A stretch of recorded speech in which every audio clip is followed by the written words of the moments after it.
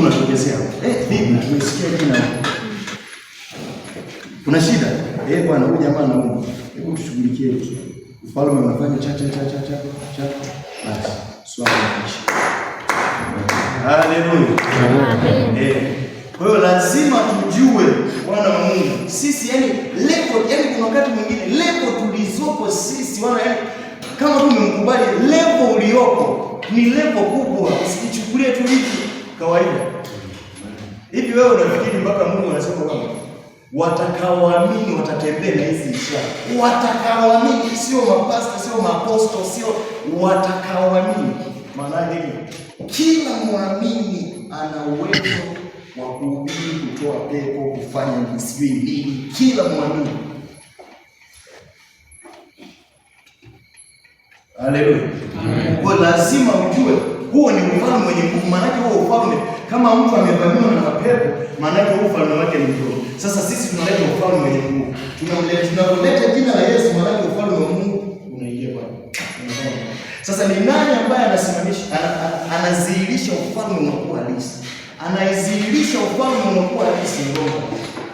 Kwa sababu Roho Mtakatifu ndo anaidhihirisha kwamba ni ufalme ni hili. Serikali yetu ndio hii. Serikali yetu hii inajulikana ndio hii. Si unaona kama watu wana mapepo. Kwa hiyo serikali hii ndio. Bwana Yesu asifiwe. Amen. Sasa tufungue Biblia hapo kidogo tupige kwenye Luka 8:1. Luka 8:1. Tusomea hapo kuna maandiko kadhaa katika Luka 8:1. Luka sura 8 mstari wa kwanza. Ikawa baada ya hayo alikuwa akizunguka katika miji na vijiji akihubiri na kutangaza habari njema ya ufalme wa Mungu, na wale senishara walikuwa pamoja naye.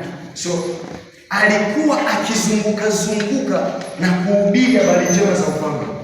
Habari njema. So habari njema ni jana niliwaambia.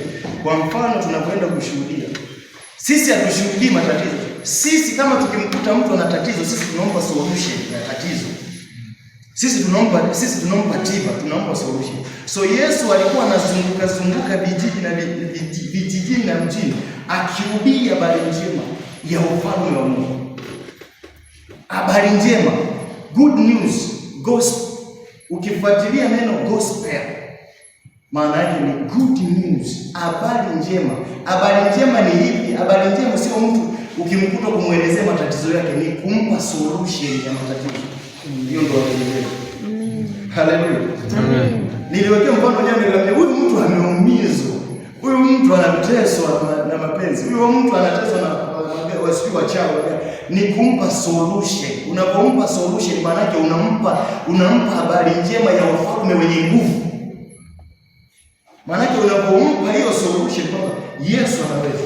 Yesu, hili swala lako ni dogo, hili swala lako ni kama vile kapunje tu kamchana.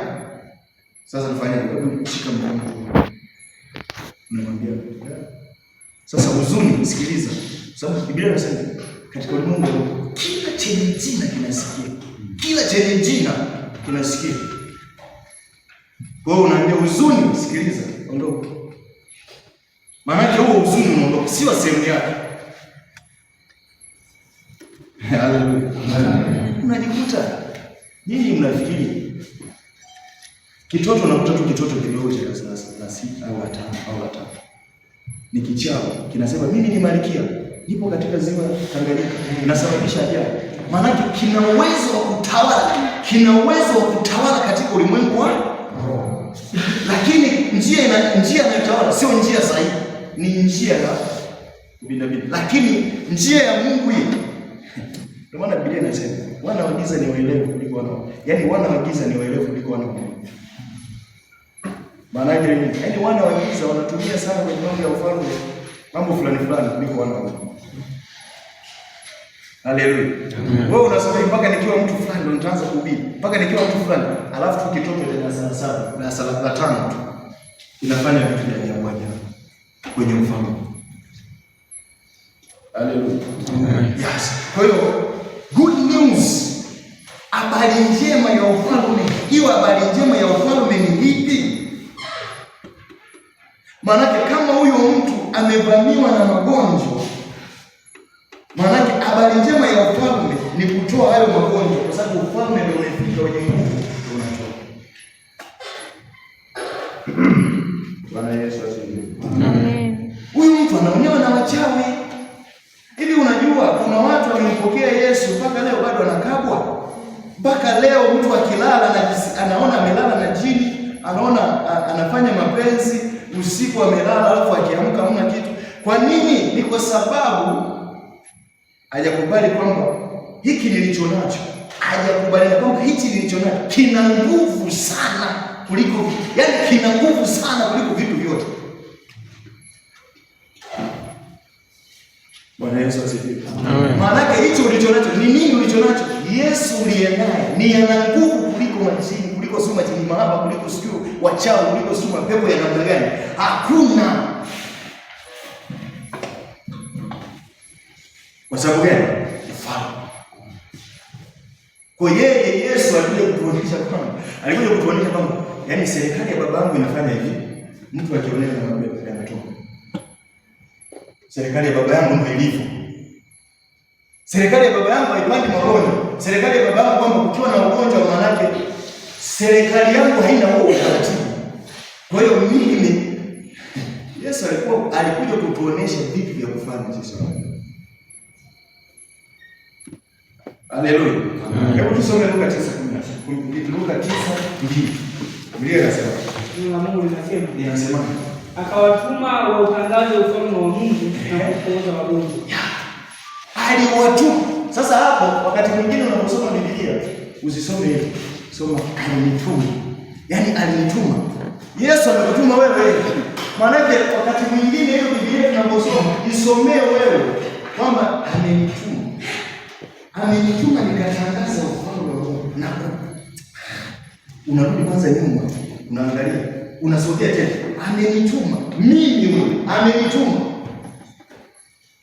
Asante Yesu. Kumbe umenituma nilikuwa sasa. Anaweza sasa. Lakini unapozungumza hivyo unafanya neno linakuwa halisi. Yaani vitu vinakuwa halisi. So ukikiri kwa moyo wako, utaokoka. Ukikiri kwa moyo wako, maana yake hilo neno hilo litakuwa halisi kwako. Maana yake unajua hapo ukisema aliwatuma ni wale aliwatuma. Sio mimi. Aliwatuma na wale wanafunzi. Wewe ni mwanafunzi wa Yesu. Wewe ni mwanafunzi wa Roho Mtakatifu mpendwa. Siku ulipopokea na ulipookoka kumpokea Yesu, umeshakuwa mwanafunzi. Kwa hiyo unaingia katika uongofu wa mwanafunzi. Mimi nikwambie siku ambapo utaamua kusalenda na kusema Roho Mtakatifu, nataka uwe mwalimu. Hapo tuona mengi. Kwa sababu umekubali kuwa mwanafunzi, nataka nikae kwako. Ambia Roho Mtakatifu, nataka nikae kwako, nijifunze mambo mbalimbali. Nataka nisikie mambo mbalimbali. Bwana unionyeshe, nijifunze kwa watu. Bwana nipe roho moto. Nataka nijue, nifundishe Bwana. Maana yake hapo unajitiisha, unakaa ni kulipa. Alafu unaweza kaa unalala usiku unaweka mkono. Mwambie leo tusome hapa. Malaika wanasaidia kufundisha. Malaika kutokea sio kitu cha ajabu. Ni issue ya kawaida kwa sababu wao wanaleta ujumbe, wanaleta jumbe mbalimbali. Si unaona Paulo anambia nenda kwa Petro akuambie ya kupasayo kufanya. Jamaa anaenda. Wewe utakuwa hata usiku ukilala unakuta kuna Biblia unafunguliwa, unasoma, huko umelala kwa sababu unashangilia. Kwa sababu gani? Umejitiisha chini ya Roho. Kwa sababu yeye ni Mungu. Mwambie kwa sababu yeye ni rafiki. Na wakati mwingine unapoenda kuomba sio tu kila siku wewe siku nyingine tu tulia, mwambie Roho Mtakatifu, ninataka leo tuzungumze. Nataka nipe mambo. Sio tu kila siku mimi. Afu ni binafsi. Kila siku wewe tu uombe kwa wajane, wagane, yatima, watu tu wanaolewa. Wewe ndio kilicho mwangusha ibilisi. Mimi. Wewe mwezi mzima ni wewe tu ukiingia kwenye maombi Haleluya. Yes. Tengeneza kwamba usiseme tu wewe